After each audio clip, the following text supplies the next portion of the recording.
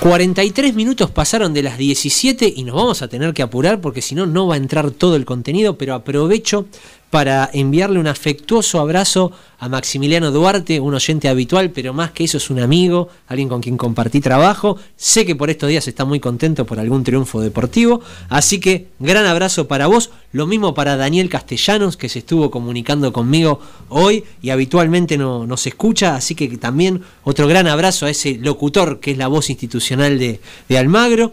Y no quiero dejar de saludar también especialmente a alguien que para mí es un bastión, que me acompaña habitualmente, que es Martín Pavoni, y que escucha siempre Deportivo Ascenso, al igual que muchos de ustedes, todos los jueves de 17 a 18 aquí por la 1480. Pero yo no me quiero extender demasiado, porque llegó el momento de la columna que aparece en este programa cada 15 días. El tipo es así, se hace desear. No tengo manera, no puedo convencerlo de que aparezca todos los jueves. Así que él viene cada 15 días con su columna. ¿Cómo se llama? La bautizamos Cultura de Ascenso. ¿Y de quién estoy hablando? De Andrés Birman, a quien tenemos en línea y saludo. ¿Cómo te va, Andrés?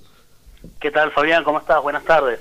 Perfecto, te escucho bárbaro y estoy muy ansioso porque realmente estuvimos difundiendo en las redes sociales esta historia que vamos a contar y que nosotros denominamos el día que Garrafa bailó a la selección. Y quiero que vos me empieces a contar sobre este suceso, porque sabemos que Garrafa descolocó un montón de equipos, defensores, técnicos que armaban distintas estrategias para frenarlo, pero también lo hizo con la selección argentina. Por supuesto, esto es una historia de la que no hay mucha, no hay mucho material archivado, pero se la cuenta muy bien en Garrafa, una película de fútbol que se estrenó en el año 2012, la dirección es de Sergio Mercurio, dura casi 1 hora y media y se proyectó en el estadio Florencio Sola, que es la cancha de Banfield, obviamente, y está disponible en vimeo.com.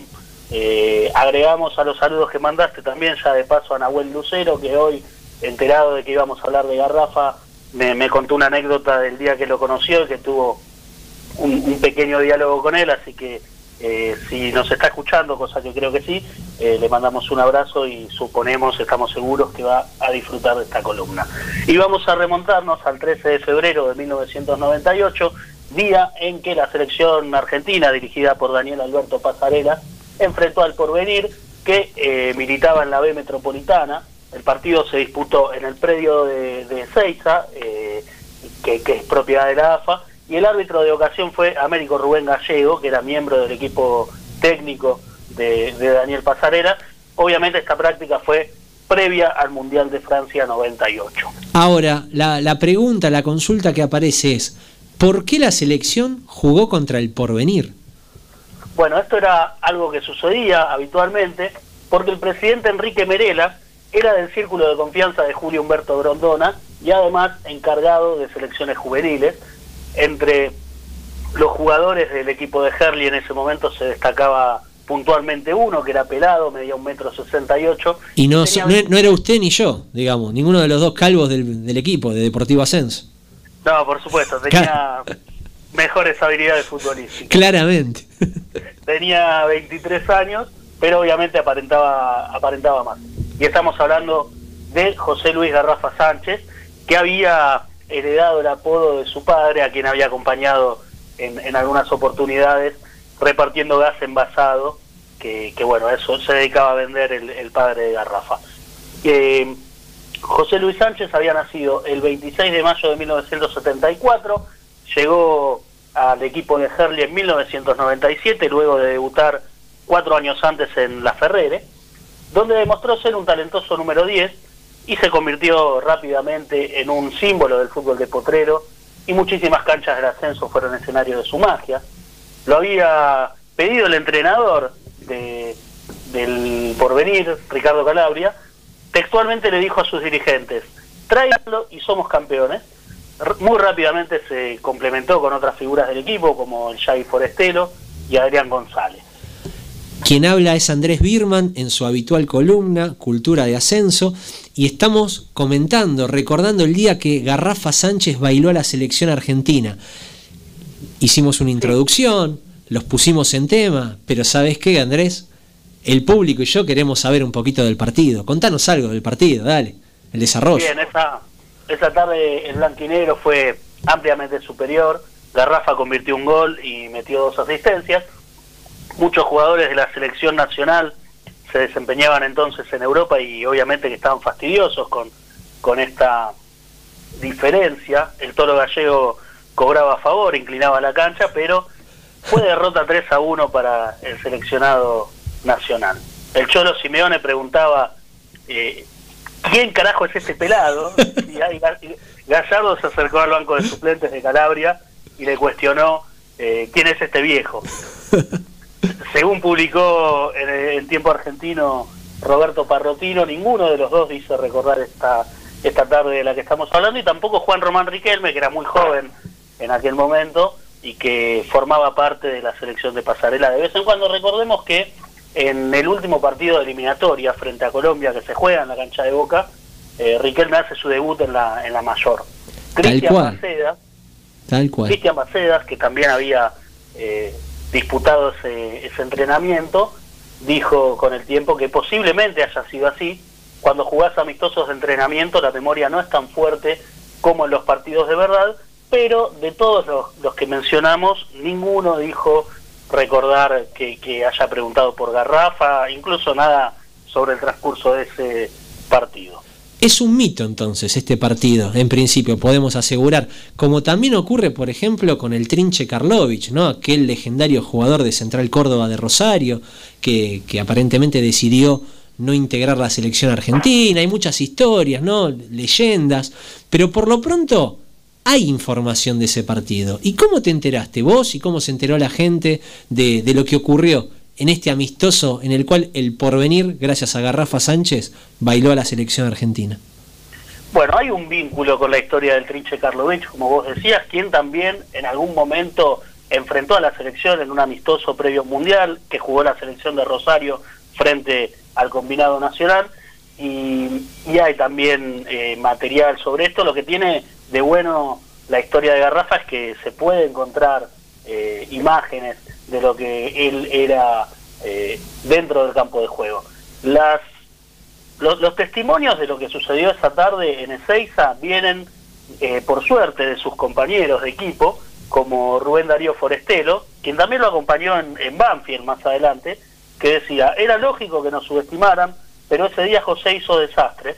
Y también Diego Monarri dijo: ese día Garrafa era Garrafa contra todos, quería demostrar que tenía todo para jugar en cualquier lado.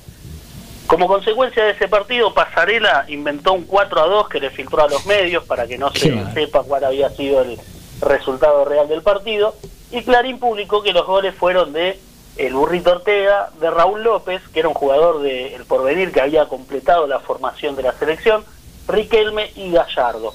Pero mientras tanto, el Burrito contaba en radio que él no había convertido ningún tanto en ese partido, lo que se interpretó como una especie de reivindicación a Garrafa Sánchez, que tras el partido también se metió en el vestuario de la selección y consiguió indumentaria para repartir entre todos sus compañeros.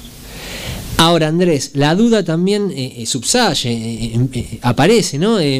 Digamos, el Porvenir tenía un muy buen equipo, vos nombraste a Forestelo, Monarris, Iván Delfino, por ejemplo, y queremos saber, ¿no? En ese año 98, ¿cuál fue el destino del equipo de Herli? ¿Dónde competía? Recordemos para el oyente.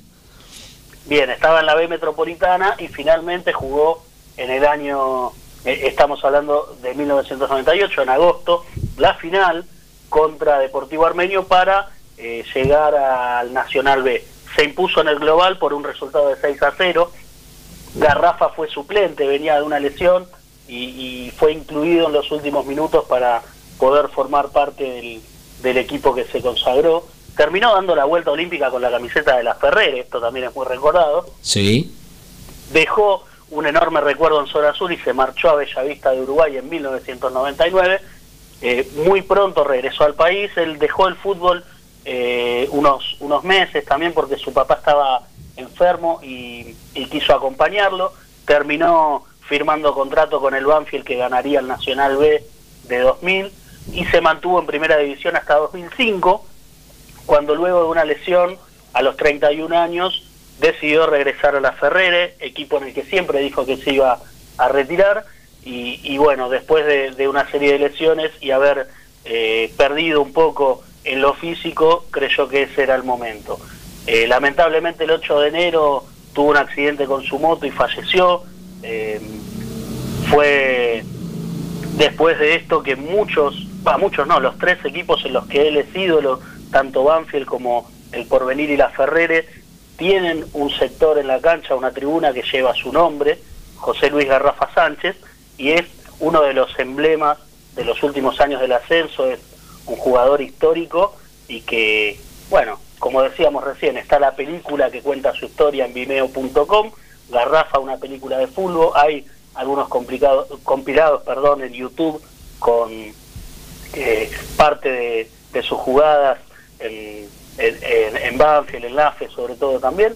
Y para cerrar esta columna me pareció que era adecuado mencionar las palabras con las que lo despidió el maestro Alejandro Dolina, que habló de Garrafa y dijo lo siguiente: hay jugadores a los que podríamos llamar de culto, no hay que hacerlos depender de los resultados. Uno no los pone para ganar, sino que los pone para jugar. Ni siquiera les va muy bien, pero es un deleite verlos. El primer ejemplo es José Luis Garrafa Sánchez. No fue campeón del mundo ni jugó en la selección. Solo desplegó su fútbol en el ascenso y en primera. Sobre una moto, Garrafa hizo su última pirueta. Le salió mal. La pelota sigue triste, como todo el fútbol argentino. Le puso la firma Andrés Birman en su columna Cultura de Ascenso. Te agradecemos, Andrés, te esperamos para dentro de 15 días y muchísimas gracias. Quédense porque recta final nos metemos con el Club por Club, porque Marcelo Almirón, que está del otro lado, me quiere matar con el tiempo. Así que gracias, Andrés, y enseguida más info.